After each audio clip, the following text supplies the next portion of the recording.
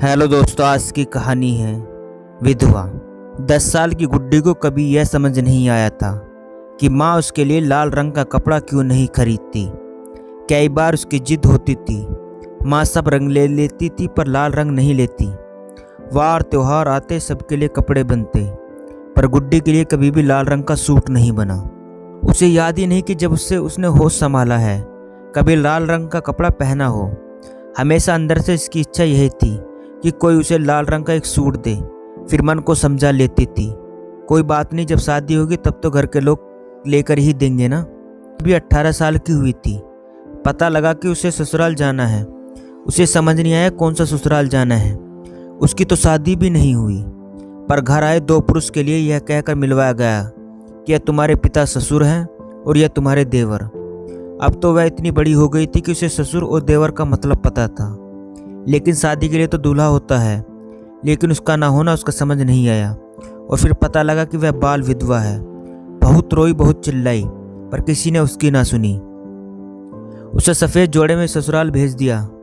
उसके अंदर का लाल जोड़ा उसके अंदर ही जलकर राख हो गया।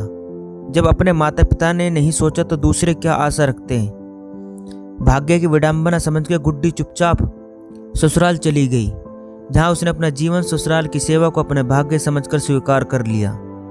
देवर की उम्र में गुड्डी से बड़ा था। देवर और उसी की शादी है, इसलिए ससुराल वाले उसे अब लेने आ गए थे। घर में खूब रौनक थी, लेकिन किसी को यह ध्यान न था कि इतनी छोटी गुड्डी के भी कुछ अरमान होंगे जो केवल एक बाल विवाह के अंदर दबकर रह गए थे।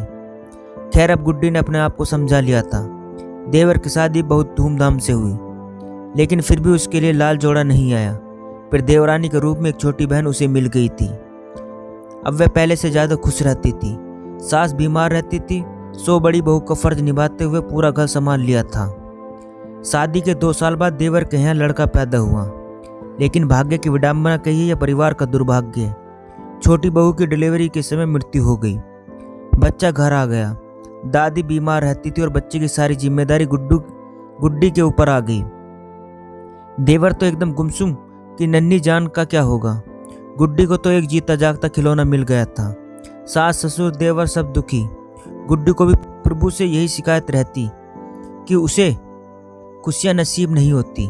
अब जब देवरानी के रूम में बहन मिली है तो प्रभु ने उसे भी छीन लिया।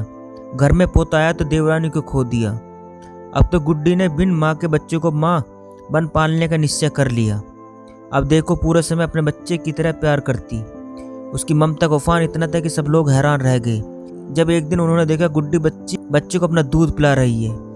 कोई भी इस बात का विश्वास नहीं कर पाया, लेकिन कुदरत का करिश्मा कहिए कि मासूम बच्चे को एक माँ का दूध नसीब हो गया।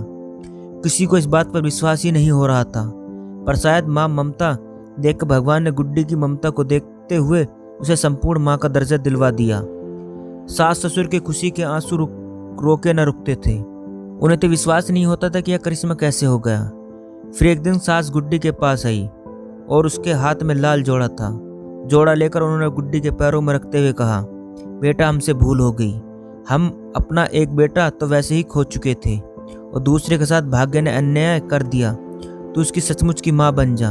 गुड्डी को कुछ समझ नहीं आया कि क्या कह रही हैं और क्यों कह रही हैं।